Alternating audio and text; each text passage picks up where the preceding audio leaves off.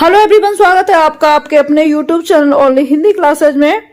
जय हिंद, वंदे मातरम। कैसे हैं सब लोग?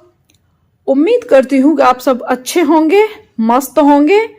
फ्रेंड्स, आज का जो हमारा विषय है रस, तो हम आज रस को विस्तार से पढ़ने वाले हैं। इसकी संख्या पर बात करेंगे। रस के अंग कितने हैं, स्थायी भाव, प्रधान भाव, इसके बारे में बात करेंगे, है ना। और कितने जो रस हैं उनको मान्यता मिली है, ठीक है। इन सब पर बात होगी विस्तार से और समझते हैं, और ट्रिक के माध्यम से भी समझेंगे, साथ ही साथ पढ़ते पढ़ते, ठीक है। और अगर आप हमारे चैनल पर नए हैं तो हमारे चैनल को सब्सक्राइब कर लें, वीडियो को लाइक वगैरह कर दिया करें, एक प्यारा सा कमेंट भी छोड़ दिया करें। पहले हम समझते हैं इसकी परिभाषा, ठीक है। परिभाषा है, रस का शाब्दिक अर्थ है आनंद। काव्य को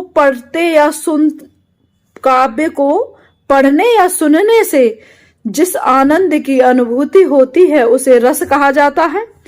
पाठक श्रोता के हृदय में, पाठक यानी पढ़ने वाला, श्रोता यानी सुनने वाला के हृदय में स्थायी भाव, स्थायी यानी काफी टाइम तक रहने वाला, ठीक है। भाव ही विभावादि से संयुक्त यानी मिलकर, संयुक्त होकर रस रूप में परिणत हो जाता है। रसों को काव्य की आत्मा या प्राण तत्व माना जाता है। तो ये तो इसकी परिभाषा हो गई जो एक किताब के अनुसार है। मगर मेरे शब्दों में आप सुनिए, रस किसे कहते हैं? जब हम किसी चीज को सुनते हैं या पढ़ते हैं, ठीक है, और उसे पढ़ के या सुन के जो हमको आनंद आता है उसी को रस कहते हैं, ठीक है। या देख करके, अभी कोई सीरियल चल रहा है और आप इतने मुग्ध हो जाते हैं देखते देखते, क्योंकि वो क्या कर रहे हो, आप उसे देख रहे हो और आपके मन पसंद है। और खास करके ये चीजें सबसे ज्यादा जो आनंद आता है वो कौन सी चीज में आता है? जो हास्य वाली होती है, जो हमको हंसाने वाली होती हैं, ठीक है। मगर इसके ऊपर भी हम विस्तार से बात करेंगे। जब मन में कष्ट हो तो हमको दुख भरे गाने बड़े अच्छे लगते हैं। अब कष्ट भी बहुत तरह के होते हैं, ठीक है। तो फिलहाल तो बात करने वाले हैं एक सीधे तौर पर कि किसी भी चीज को पढ़ के, सुन के, देख के जो आनंद आता है उसको हम रस कहते हैं, ठीक। सबसे ज्यादा इंपॉर्टेंट इसमें क्या है? रुचि। अगर आपका मन दुखी है और आपको कोई जोक सुना दिया जाए, क्या आपको इंटरेस्ट आएगा? नहीं। तो ये भी हमारे ऊपर मतलब लागू होता है कि मतलब हमारी कंडीशन कौन सी है। हमें आनंद तभी आएगा जब, अगर हम खुशी के मूड में हैं तो हम जोक या मूवीज देखना पसंद करेंगे, ठीक है। और अगर हम दुखी हैं, जब हम दुखी हैं तो फिर हमें कोई चीज अच्छी नहीं लगती है, बस वही चीज अच्छी लगती है। जैसे मैं कह दूं कि मान लो कहीं किसी की मृत्यु हो गई है, उस टाइम अगर आप कोई अगर अच्छी बात करोगे तो क्या उनको अच्छा लगेगा? नहीं लगेगा ना। तो वहां पर जो लोग दुखी लोग हैं और वहां मानो किसी की मृत्यु हो गई और वहां पर जो लोग बैठे हैं उस टाइम पर, तो ये वैसे तो करुण रस है ये, ठीक है। इसके बारे में भी बात करेंगे, पर मैं कहना चाहती हूं कि कंडीशन के ऊपर है। अगर हमारा मूड कैसा है, ठीक है। समझते हैं थोड़ा विस्तार से, बुक के माध्यम से समझते हैं। परिभाषा हो गई है, रस के 4 अंग हैं: स्थायी भाव, विभाव, अनुभाव, संचारी भाव, ठीक। स्थायी भाव को समझते हैं। आप अगर विस्तार से समझोगे ना तो फिर आगे भूलने का, देखो, अगर किसी चीज को आप शॉर्ट में समझने का प्रयास करोगे तो सीधी सी बात है, भूलते भूलते भूलते भूलते वो आपकी और शॉर्ट हो जाएगी। मगर आप किसी चीज को, जैसे दीर्घ उत्तरीय प्रश्न अगर आप पढ़ोगे और उसी में से आपके सारे क्वेश्चन सॉल्व हो जाते हैं, मैं एक बात कह दूं तो इसी तरह से जब आप पूरा पढ़ लोगे तो क्वेश्चन तो इसी में से फिर आएंगे, पूछ ले कहीं से भी। स्थायी भाव को पढ़ते हैं। स्थायी भाव अर्थात प्रधान भाव, यानी मुख्य कह लो या प्रधान कह लो। प्रधान भाव वही हो सकता है जो रस की अवस्था तक पहुंचता है, रस की अवस्था तक पहुंचता है, ठीक है, और इसमें रुचि का बहुत बड़ा योगदान है, ठीक है। स्थायी भाव की संख्या कितनी है? 9 है। बाद के आचार्यों ने 2 और रसों की चर्चा की है, वात्सल्य व भगवत विषयक। मगर मैं आपको बता दूं, जब आपका कोई क्वेश्चन आएगा तो उसमें 9 ही रस पूछे जाते हैं, मगर फिर भी हम पढ़ेंगे, ठीक है। इस तरह स्थायी भाव की मान्यता 11 है, वैसे 11 है, अर्थात रसों की संख्या 11 हो गई है। वहां आपको ऑप्शन देख के पता करना है। अगर ऑप्शन में वहां पर 11 दिया है तो आपको 11 पे टिक करना है। अगर उसमें 6, 7, 8, 9 दिया है तो फिर आपको 9 पे टिक करना है, ठीक है। जैसा कि यहाँ पर लिखा भी है, नोट विकल्प 9 व 11 दोनों हो तो 9 का ही चयन करें। देखो यहाँ पर लिखा हुआ है,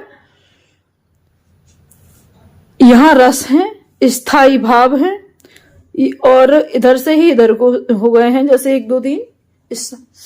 श्रृंगार का होता है रति, करुण का होता है शोक, रौद्र का होता है क्रोध, है ना, अद्भुत का होता है आश्चर्य, विस्मय, शांत का होता है निर्वेद या फिर निवृत्ति, भक्ति रस है भगवत विषयक यानी रति अनुराग, ठीक है। हास्य का मतलब हमारा हंसी से होता है, खुशी से होता है। हास्य, हाश, वीर, उत्साह, भयानक, भय, बीभत्स, जुगुप्सा, वात्सल्य रति। मैं इसे पहचानने की भी ट्रिक बताऊंगी। विभाव यानी कारण। स्थायी भाव के उद्बोधक कारणों को विभाव जन्म देने वाले कारक कहते हैं। समझ लीजिए और कहीं पर भी आप नोट कर लीजिए। विभाव किसे कहते हैं, और विभाव को और भी सरल किया जाए तो हम विभाव को कारण कहते हैं, ठीक है। स्थायी भाव के उद्बोधक कारणों को विभाव जन्म देने वाले कारक कहते हैं, ठीक है। समझ में आया होगा। रस संबंधी विविध तथ्य। श्रृंगार रस को रसराज, रसपति कहा जाता है, ठीक है। श्रृंगार रस को क्या कहा जाता है? रसराज कहा जाता है। श्रृंगार रस के भी फिर 2 भेद होंगे, ठीक है। श्रृंगार रस के संयोग श्रृंगार होगा और फिर वियोग श्रृंगार होगा, मगर हम एक क्रम से ही आएंगे, ठीक है। अब यहां क्या कह रहा है इसको समझिए, बहुत इंपॉर्टेंट है ये वाला पॉइंट। नाटक में 8 ही रस माने जाते हैं। नाटक में कितने रस माने जाते हैं? 8 ही रस माने जाते हैं, क्योंकि वहां शांत को रस नहीं माना जाता है। भाई नाटक कैसा, जब लोग शांत रहेंगे तो शांत रस नहीं गिना जाता है। भरत मुनि ने रसों की संख्या, अगर वहां पूछ ले तो भरत मुनि ने रसों की संख्या कितनी मानी है? 8 मानी है। इस बात का भी ध्यान रहे, ठीक है। श्रृंगार रस के व्यापक दायरे में वात्सल्य रस व भक्ति रस आ सकते हैं। कैसे? इसीलिए रसों की संख्या 9 ही मानना ज्यादा उपयुक्त है। रसों की संख्या 9 है, जिन्हें नवरस कहा जाता है। मूलतः नवरस ही माने जाते हैं। बाद के आचार्यों ने 2 और भावों वात्सल्य और भगवत विषयक रति को स्थायी भाव की मान्यता दी। इस प्रकार स्थायी भावों की संख्या 11 तक पहुंच जाती है। ठीक है। विभाव या विभाव के भेद, आलम्बन विभाव और उद्दीपन। उद्दीपन किसे कहते हैं? जब कोई वस्तु हमारे सामने होती है, मतलब वो माध्यम होता है किसी, ठीक है, और समझते हैं अच्छे से। आलम्बन विभाव यानी कारण क्या है? ठीक है, कारण जिसका सहारा या आलम्बन पाकर स्थायी भाव जागते हैं उसे आलम्बन विभाव कहते हैं। जैसे नायक नायिका, नायक नायिका। देखो विस्तार से समझिए इसको। रस, अब मैंने शुरू में ही रस के 4 भेद बताए थे, 4 अंग बताए थे। ठीक है, पहला ये जैसे यहाँ तो रस है, तो हम पहले रस को देखते हैं। ठीक है, श्रृंगार रस है, हास्य रस है, पढ़ा दिया है, करुण रस है, वीर रस है, रौद्र है, भयानक है, और बीभत्स है, अद्भुत है, शांत है, वात्सल्य है, भक्ति है। अब ये इनके स्थायी भाव है, तो श्रृंगार रस का रति हो जाएगा, ये मैंने करा दिए हैं। ठीक है, हास्य रस है, हास हो जाएगा, करुण का शोक हो जाएगा, वीर रस उत्साह हो जाएगा, जब हम वीरता का कोई वीरता पूर्वक काम करते हैं। ठीक है, जैसे अभी झांसी बाई रानी है, उनके लिए ये इस रस का प्रयोग किया जाता है। रौद्र रस यानी क्रोध, जब गुस्सा आता है। भयानक रस, जब हमें किसी चीज से डर लगता है। ठीक है, बीभत्स घृणा जुगुप्सा, जब हमारे सामने कोई गंदी चीज सामने पड़ जाती है, घृणा जुगुप्सा। ठीक है, अद्भुत यानी एकदम आश्चर्य विस्मय, मतलब अचानक से देख के हमें एकदम अचानक से आश्चर्य होता है, अरे ऐसा भी हो सकता है, तो अद्भुत रस। शांत रस यानी ये तो आपको पता होगा, इसका स्थायी भाव निर्वेद है। वात्सल्य, बच्चे को देख करके जब उस मन में प्यार उत्पन्न होता है तो माँ का बच्चे के प्रति वात्सल्य होगा इसमें। भक्ति रस है ना, तो भगवान की जब हम भक्ति करते हैं। ठीक है, श्रृंगार रस यानी इसको आप समझते हैं, इसको तो रसराज कहा जाता है, हास्य को बता दिया है। अच्छा, फिर दूसरा है विभाव यानी भाव को उत्पन्न करने वाला। अब रस तो हमारी समझ में आया है, मगर हमें रस उत्पन्न कैसे हो रहा है? ठीक है, और किस चीज को देख के उत्पन्न हो रहा है? अब रस आपने 11 पढ़ लिए। ठीक है, अब इसमें 11 प्रकार के रस हो गए हैं। अब सबका अलग अलग मैंने पहले भी बता दिया है। अब यहां देखते हैं, एक तो आलम्बन विभाव और फिर उद्दीपन विभाव हो गया, जिसके कारण या द्वारा भाव उत्पन्न हो। अभी आपने कोई दुख की चीज देख ली तो वहां आपके आंसू निकलेंगे, है ना, मगर कहेंगे उसको भी, उसे करुण कहेंगे, उसको भी रस ही, तो उसे करुण रस कहेंगे, मान लीजिए, है ना। और किसी चीज को देख के आपको हंसी आ रही है तो उसे हास्य रस कहेंगे, है ना। ऐसे ही अब उद्दीपन विभाव, जो भावों को गति प्रदान करे। समझिए, भावों को, जो हमारे मन में जो भाव हैं, किसी को देख करके जो भाव आ रहा है मन में, है ना। अभी समझ लीजिए कि वीर रस है, वीर रस को ही ले लीजिए। ठीक है, अब वहां पर आपने कोई ऐसी कहानी, कविता या फिर कोई मूवी इस तरह की देख ली, तो उद्दीपन विभाग यानी उस चीज को देख करके, ठीक है, जो भावों को गति प्रदान करता है उसे कहते हैं, देख करके उसे उद्दीपन कहेंगे। और इसके भी यहां पर देख सकते हैं, आलम्बन के गुण हैं, आलम्बन की चेष्टा है, आलम्बन का अलंकार है, और तटस्थता है, यानी कब तक वो टिके रहते हैं। ठीक है, तटस्थता का मतलब यही है। और इसके देखो आलम्बन के विभाग कितने हैं, इसके भी 2 हैं, आश्रयालंबन और विषयालंबन। ठीक है, आश्रय विषय, जिसके मन में भाव जगे और जिसके प्रति भाव जगे। अभी आपके मन में कोई भाव जगा, मगर किसके प्रति जगा?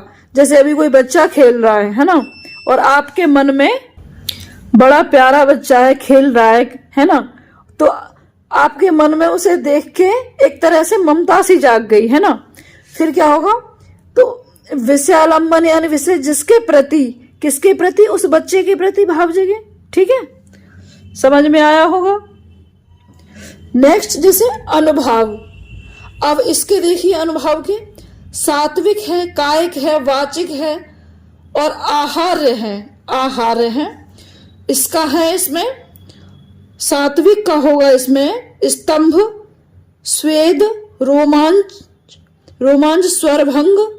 स्वरभंग का समझते हैं, जब आप किसी को गाली गलौज कर रहे हैं, स्वरभंग उसी को कहेंगे। कंप, जब आप कांप जाते हैं। रोमांच यानी रोमांच, जैसे मान लीजिए कोई कुश्ती हो रही है, उसे देख के आपको रोमांच आ रहा है। बेवर्ण रंगहीनता, बेवर्ण रंगहीनता, अश्रु, प्रलय, संज्ञाहीनता, निश्चेष्टता। आप इसको समझ लीजिए, जो आपके काम का है वो आप रख लीजिए। ठीक है, मैं तो आपको पूरा कराऊंगी। याद करने के लिए सूत्र है, देखो कितना अच्छे से दिया हुआ है, या आप चाहें तो इस पूरी स्लाइड का स्क्रीनशॉट भी ले सकते हैं, बहुत अच्छे से दिया है इसमें। स्तंभ, स्वेद, स्वर भंग, बेवर्ण, अश्रु, कंप, रोमांच, प्रलय। ठीक है, अब यहां देखिए संचारी भाव, संचारी भाव है ना, इसका यहां से आएगा। अब और मैं दूसरी स्लाइड पे हैं, अब समझिए इसको। यहां से ये स्थायी भाव का है। ठीक है, हर्ष, विषाद, त्रास यानी भय, व्यग्रता, चौथे लज्जा, चौथे नंबर 5वां ग्लानि, 6 चिंता, शंका, 8 पे है असूया, दूसरे के उत्कर्ष के प्रति सहिष्णुता, 9 में अमर्ष, विरोधी या अपकार करने की अक्षमता से उत्पन्न दुख, 10 मोह, 11 गर्व, 12 उत्सुकता, 13 उग्रता, 14 पे है चपलता, 15 पे है दीनता। अब यहां देख लीजिए जड़ता, 17 आवेग, 18 निर्वेद, अपने को कोसना, धिक्कारना, 19 धृति, इच्छाओं की पूर्ति, चित्त की चंचलता का अभाव, मति, मति कहा है किसको, बुद्धि को, और विबोध, चैतन्य लाभ, वितर्क, श्रम, आलस्य, निंद्रा, स्वप्न, स्मृति, मद, उन्माद, अभिथा, अपस्मार, मूर्छा, व्याधि यानी रोग, मरण। तो ये तो विस्तार से था। ठीक है,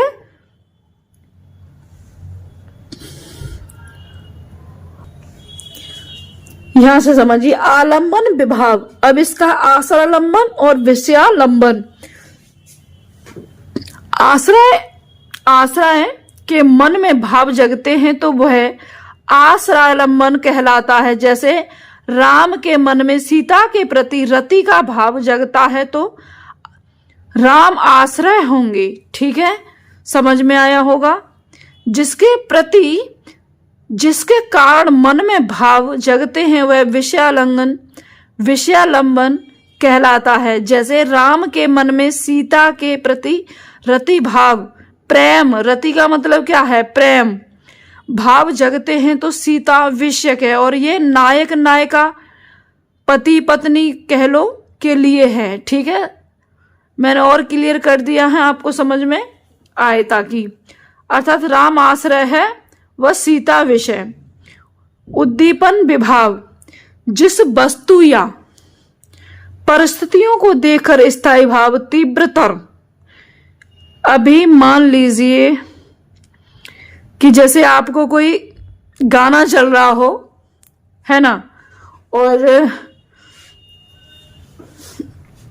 गाना चल रहा हो तो उसे मतलब ऐसे समझो, और उस गाने को देख के आप वैसी ही क्रिया कर रहे हो, ऐसे समझो।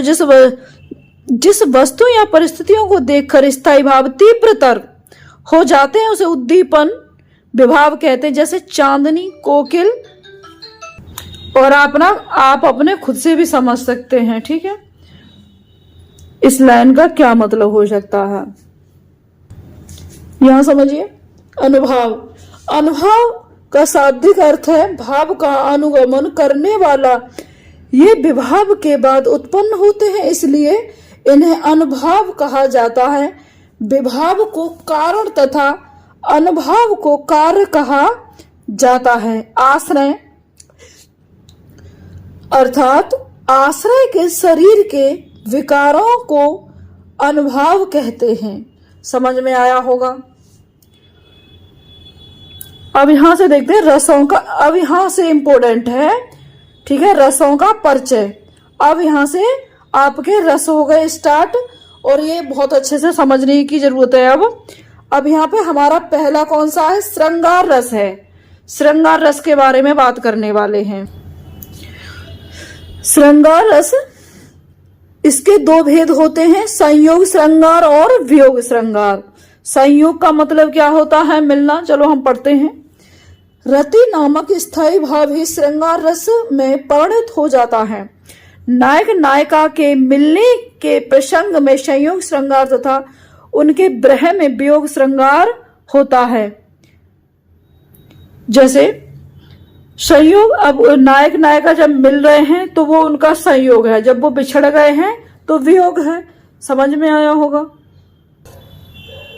यहां देखिए, आश्रय यानी नायक, आलंबन यानी नायिका, उद्दीपन नायिका की चेष्टाएं, चेष्टाएं यानी उस हाव भाव, तिरछी चितवन, मुस्कान, अनुभाव, कटाक्ष, आलिंगन, संचारी भाव, लज्जा, हर्ष, चपलता। उदाहरण है, बतरस लालच लाल की मुरली धरी लुकाए, सोह करे बाहुन हंसे, दैन के नट जाए, दैन के नट जाए।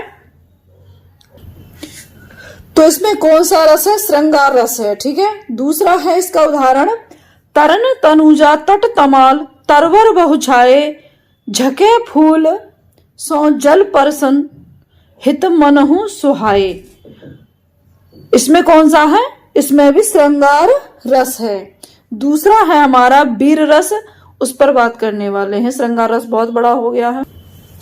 वीर रस, उत्साह नामक स्थायी भाव ही वीर रस में परिणत हो जाता है। इसके अवयव निम्नवत हैं। स्थायी भाव है उत्साह, आलम्बन, सूत्र, आश्रय, नायक, वीर, पुरुष, उद्दीपन, युद्ध के वाजे, अनुभाव, अंगों का फड़कना या रोमांच।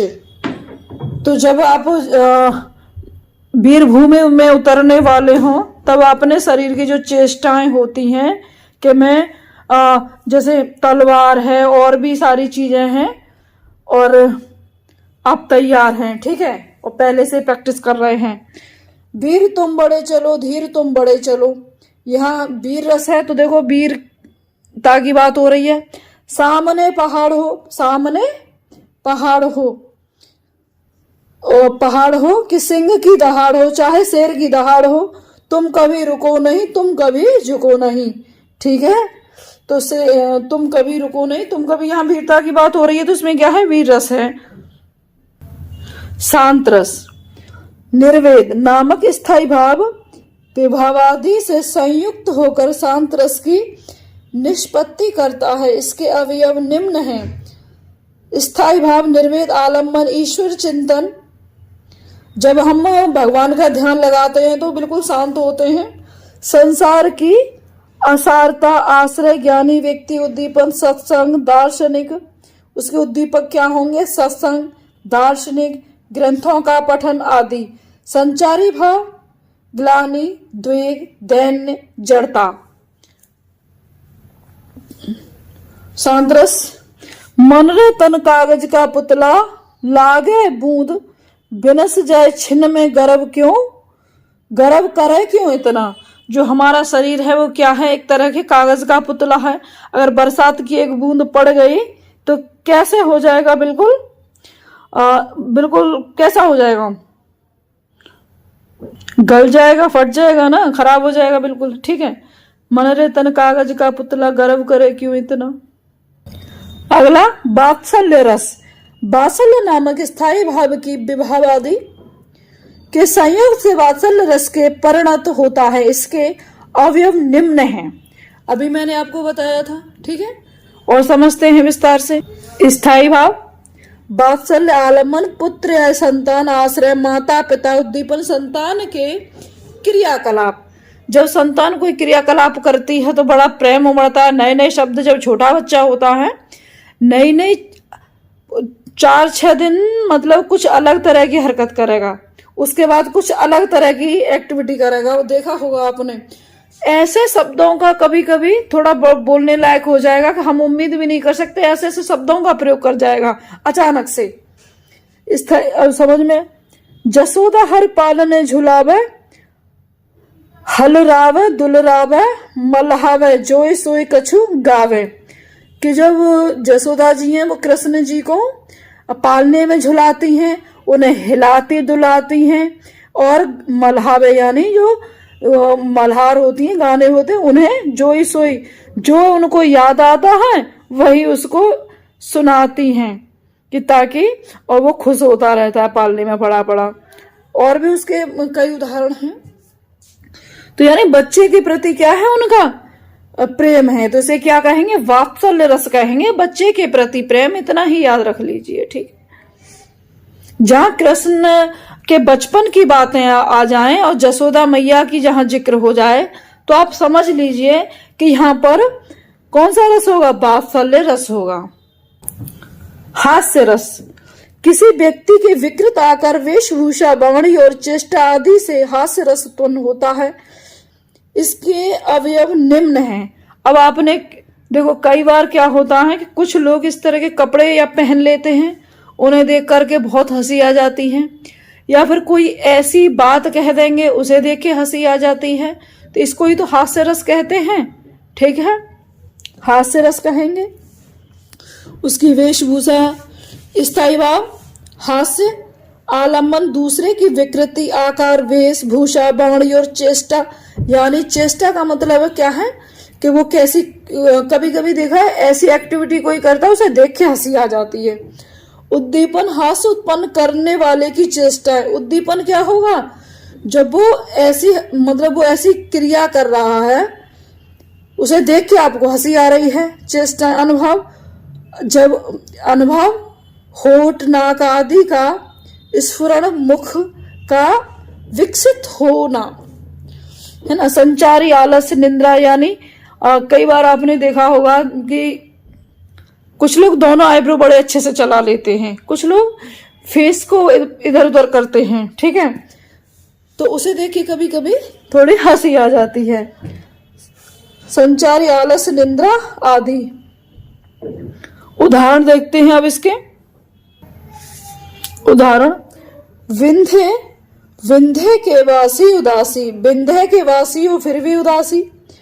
तपोवन धारी, महाविनु नार दुखारे, गौतमी तरी तुलसी सो, कथा सुने भय मुनि वृंद सुखारे। वे हैं शिला सब चंद्रमुखी पर से, पद मंजुल कंज तिहारे। किन्हीं भली रघुनायक जू, करुणा कर कानन को पगु धारे। कानन को पगु धारे। नेक्स्ट है भयानक रस, किसी भयप्रद वस्तु, व्यक्ति या स्थिति का ऐसा वर्णन जो मन में भय का संचार करे, भयानक रस की व्यंजना करता है। इसके अवयव निम्नांकित हैं। स्थायी भाव है, भय है, आलम्बन यानी भयानक दृश्य है, उद्दीपक, आलम्बन की चेष्टाएं, नीरवता, कोलाहल, अनुभव, कंप, स्वेद, स्वरभंग, पलायन, मूर्छा, संचारी भाव, आवेग, शंका, दैन्य, चिंता। अब इसका उदाहरण देखते हैं। उधर गरजी सिंधु लहरिया, उधर गरजी सिंधु लहरिया, कुटिल काल के जालों सी चली आ रही है फैन उगलती, फन फैलाए ब्यालों सी, सांपों सी। ठीक है, तो सांपों को देख के तो डर लगता है। उधर गरजी मतलब जो सिंधु पर्वत समय, यहाँ प्रलयकालीन समुद्र का भयप्रद चित्रण किया गया है, अतः भयानक रस है। प्रलय काल में समुद्र की ऊंची ऊंची लहरें आलंबन है, आलंबन है, देवगण आश्रय है, भय स्थायी भाव है, अतः भयानक रस है। और उन्हें देख के ऐसा लग रहा है जैसे मानो सांप यानी बयालों सी आ रही हैं, ऊंची ऊंची जो लहरें हैं, है ना। दूसरा उदाहरण देख लेते हैं इसी का। आज बचपन का कोमल गात, जरा का पीला पात, 4 दिन सुखद चांदनी रात, और फिर अंधकार अज्ञात। ये इसका दूसरा उदाहरण है। नेक्स्ट, रौद्र रस है शत्रु अथवा अविनीत व्यक्ति की चेष्टाओं, गुरुजनों की निंदा अपमान आदि से उत्पन्न क्रोध, विभाव आदि से उत्पन्न, ये रौद्र रस की बात कर रहा है। होकर रौद्र रस में परिणत होता है। इसके अवयव इस प्रकार हैं। स्थायी भाव क्रोध है, आलम्बन शत्रु, विपक्षी, देशद्रोही। अभी आप अपने दुश्मन को देख करके आपके अंदर मतलब ऐसा लगेगा कि अभी ये मेरे सामने आ जाए तो इसको अच्छे से कूट दूं, पीट दूं, खरी खोटी सुना दूं। विपक्षी, देशद्रोही आपके सामने आ जाए, गुरुद्रोही, है ना, दुराचारी व्यक्ति। उद्दीपन क्या है? कटु वचन है, शत्रु के द्वारा किए गए अपराध है। अनुभव, नेत्रों का लाल होना, जब आप किसी पर गुस्सा करोगे तो आपके नेत्र लाल हो जाएंगे, होठ फड़कना। दांत भींचना, संचारी भाव, संचारी, अमर्ष, मोह, मद, जड़ता, गर्व, स्मृति। ठीक है, अब हम इसके उदाहरण देखते हैं। बोरों सबे रघु वंश कुठार की, धार में बारन बाज सरत थही, बाण की वायु उड़ाए के लक्ष्य करो अरिहा समर्थ ही। यहाँ परशुराम आश्रय हैं, राम लक्ष्मण आलंबन है, शिव धनुष उद्दीपन है, परशुराम की गर्वों शक्तियां अनुभव हैं, गर्व एवं अमर्ष संचारी हैं, अतः रौद्र की अभिव्यक्ति हुई है। नेक्स्ट है करुण रस। 8 है करुण रस।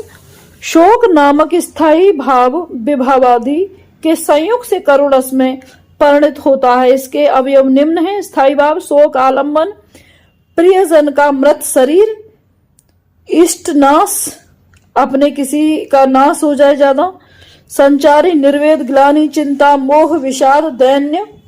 अनुभव, अश्रुपात, कैसा उसके बाद में अश्रुपात आंसू निकलते हैं, विलाप, रोना होता है, वैषण्य, शिथिलता, स्मृति, लोप, यानी जो हमारी बुद्धि है ऐसा लगता है जैसे कहीं खो गई है। उदाहरण, राधो गीधा गोद कर लीन हो, राधो गीध गोद कर लीन हो, नयन सरोज स्नेह सलिल, सुच मनहु अरह जल दीनो। यहाँ जटायु की मृत्यु का प्रसंग है। मृत जटायु आलंबन है, राम आश्रय है, जटायु का शरीर उद्दीपन है, राम का आंसू बहाना अनुभव है, चिंता, क्रोध, स्मृति संचारी भाव है, अतः राम का शोक करुण रस में परिवर्तित हुआ है। नेक्स्ट है बीभत्स रस। घृणा नामक स्थायी भाव विभावादि से संयुक्त होकर बीभत्स रस में परिणत होता है। इसके अवयव निम्नवत हैं। स्थायी भाव है, जुगुप्सा है, आलम्बन है, मांस, रक्त, अस्थि, शमशान, दुर्गंध, उद्दीपन, रक्त मांस आदि का सड़ना, कुत्ते गिद्ध आदि द्वारा शव नोचना, अनुभव, थूकना, नाक भौं सिकोड़ना, रोमांच, संचारी भाव, मोह, जड़ता, व्याधि।